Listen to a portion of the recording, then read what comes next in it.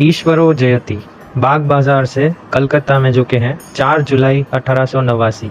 पूज्यपाद महाशय, कल आपका पत्र पाकर मुझे बड़ा हर्ष हुआ।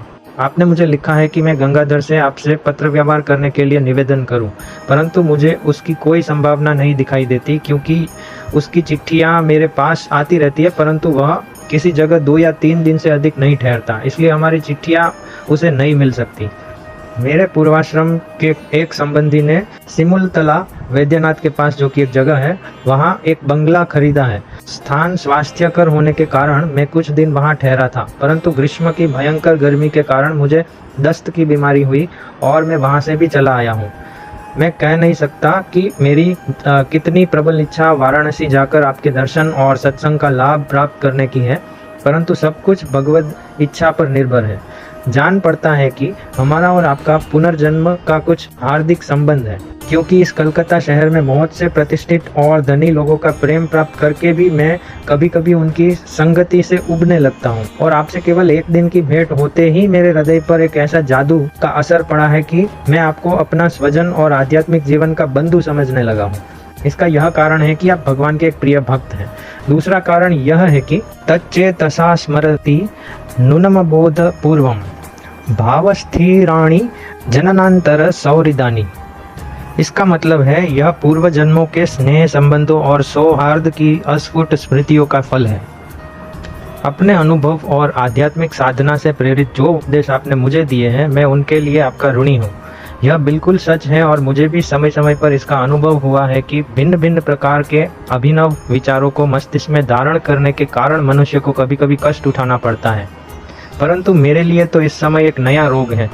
परमात्मा की कृपा पर मेरा अखंड विश्वास है, वह कभी कम होने वाला नहीं।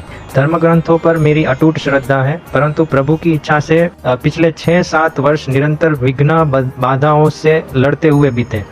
मुझे आदर्श शास्त्र ज्ञान प्राप्त हुआ है, मैंने एक आदर्श महापुरुष के दर्शन किए हैं, फिर भी किसी वस्तु का अंत तक निर्वाह मुझसे नहीं हो पाता। यही मेरे लिए बड़े दुख की बात है। विशेष रूप से कलकत्ते के आसपास रहकर मुझे सफलता पाने की कोई आशा नहीं। कलकत्ते में मेरी माँ और 2 भाई रहते हैं। मैं सबसे बड़ा हूँ, दूसरा भाई FA की तैयारी कर रहा है और तीसरा अभी छोटा है। वे लोग पहले काफ़ी संपन्न थे, पर मेरे पिता के मृत्यु के बाद उनका जीवन कष्टमय हो गया है। कभी कभी तो उन्हें भूखा रहना पड़ता है।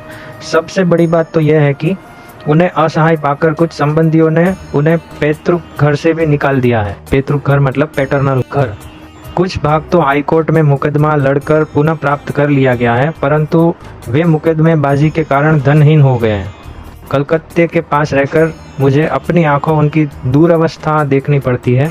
उस समय मेरे मन में रजोगुण जागृत हो उठता है और मेरा अहम भाव कभी कभी उस भावना में परिणित हो जाता है, जिसके कारण कार्य क्षेत्र में कूद पड़ने की प्रेरणा होती है। ऐसे क्षण में मैं अपने मन में एक भयंकर अंतर्द्वंद्व का अनुभव करता हूँ। यही कारण है कि मैंने लिखा था कि मेरा मन बहुत उद्विग्न रहता है।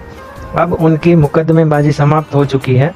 आशीर्वाद दीजिए कि कुछ दिन कलकत्ते में ठहर कर उन सब मामलों को सुलझाने के बाद मैं स्थान से सदा के लिए विदा ले सकूं। उसके बाद एक गीता का श्लोक है जिसका मीनिंग ये नीचे के अनुसार है: जैसे सब ओर से परिपूर्ण अचल प्रतिष्ठा वाले समुद्र के प्रति नाना नदियों के जल उसको चलायमान न करते हुए ही समा जाते हैं, वैसे ही जिस स्थिर बुद्धि के प्रति संपूर्ण विषय किसी प्रकार का विकार उत्पन्न किए बिना ही समा जाते हैं, वह पुरुष परम शांति को प्राप्त होता है, न कि विषयों के पीछे दौड़ने वाला। मुझे आशीर्वाद दीजिए कि मेरा हृदय महान देवी शक्ति से बलशाली हो और मैं सारे माया बंधनों को तोड़कर अलग कर सकूं। क्योंकि हमने क्रॉस ले लिया है, तूने उसे हमारे कंधों पर रखा है, हमें शक्ति दे कि हम उसे मृत्यु पर्यंत वहन कर सके। ओम शांति। इस समय मैं कलकत्ते में ठहरा हूँ। मेरा पता यह है: द्वारा बलराम बसु, 57 रामकांत बोस स्ट्रीट, बाग बाजार, कलकत्ता। दास नरेंद्र।